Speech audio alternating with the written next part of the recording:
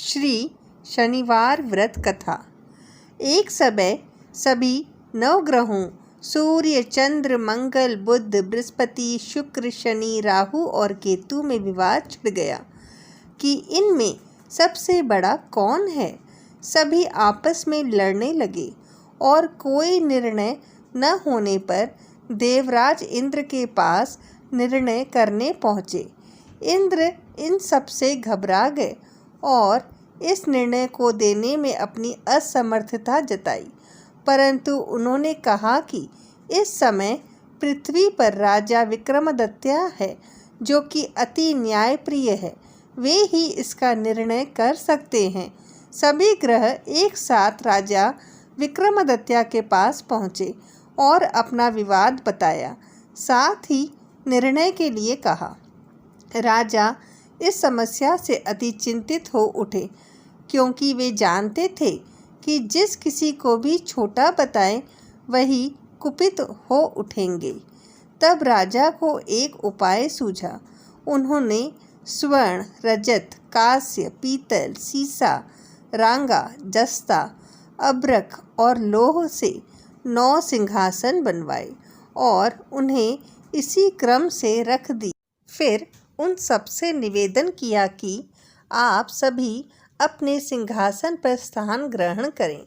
जो अंतिम स्थान पर बैठेगा वही सबसे छोटा होगा। इस अनुसार लोह सिंहासन सबसे बाद में होने के कारण शनिदेव सबसे बाद में बैठे, तो वही सबसे छोटे कहलाए। उन्होंने सोचा कि राजा ने यह जानबूझकर किया है।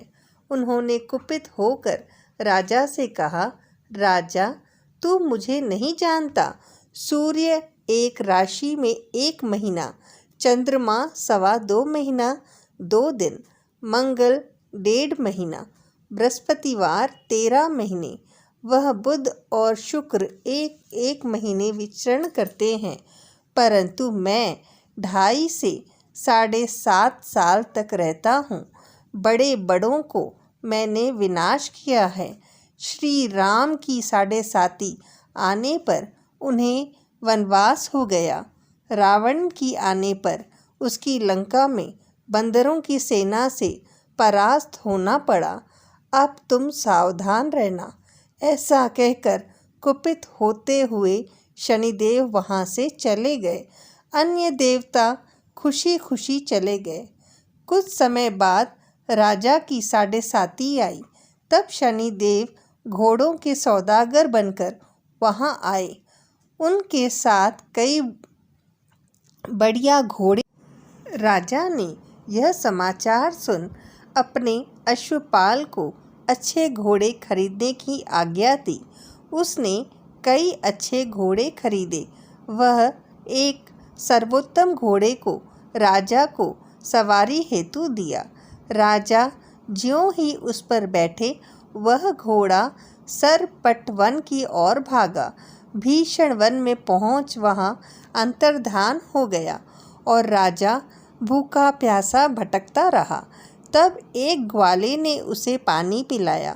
राजा ने प्रसन्न होकर उसे अपनी अंगूठी दे दी। वह अंगूठी देकर राजा नगर को चल दिया और वहाँ अपना नाम उज्जैन निवासी वीका बताया। वहाँ एक सेठ की दुकान में उसने जल इत्यादि पिया और कुछ विश्राम भी किया।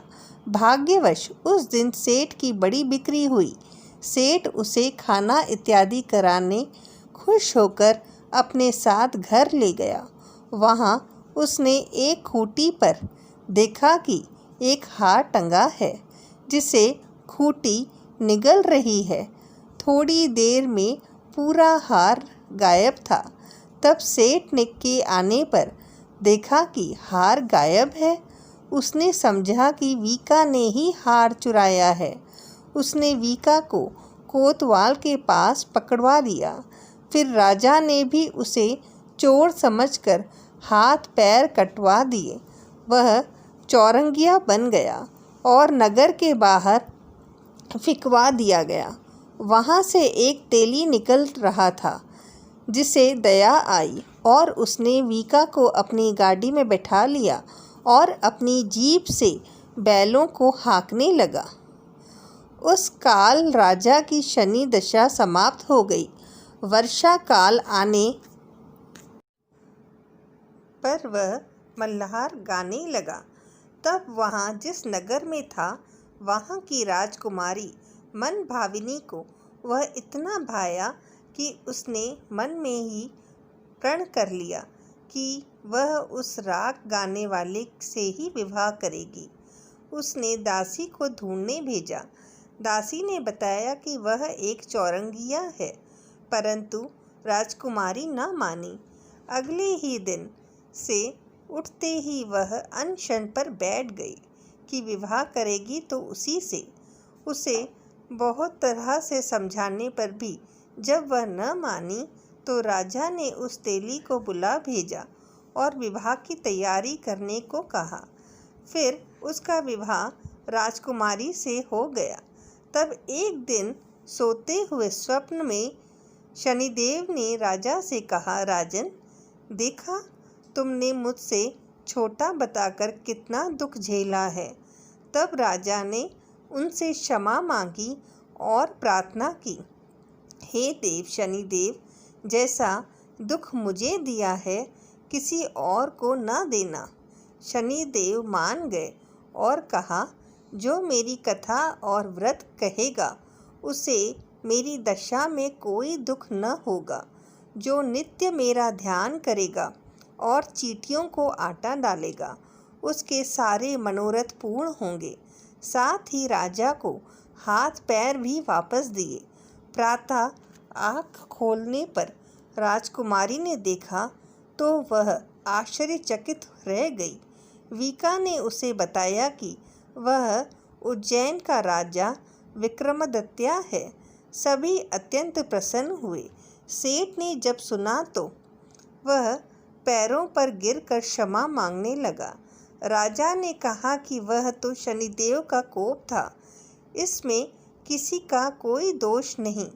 सेठ ने फिर भी निवेदन किया कि मुझे शांति तब ही मिलेगी जब आप मेरे घर चलकर भोजन करेंगे। सेठ ने अपने घर नाना प्रकार के व्यंजनों से राजा का सत्कार किया। साथ ही सबने देखा कि जो खूंटी पर निगला हार था वही अब उसे उगल रही थी। सेठ ने अनेक मोहरे देकर राजा का धन्यवाद किया और अपनी कन्या श्री कंवरी से प्राणी ग्रहण का निवेदन किया। राजा ने सहर्ष स्वीकार कर लिया।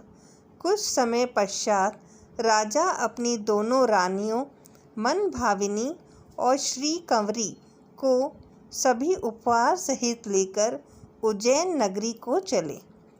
वहाँ पुरवासियों ने सीमा पर ही उनका स्वागत किया। सारे नगर में दीपमाला हुआ और सब ने खुशी मनाई। राजा ने घोषणा की कि मैंने शनिदेव को सबसे छोटा बताया था, जबकि असल में वही सर्वोपरि है।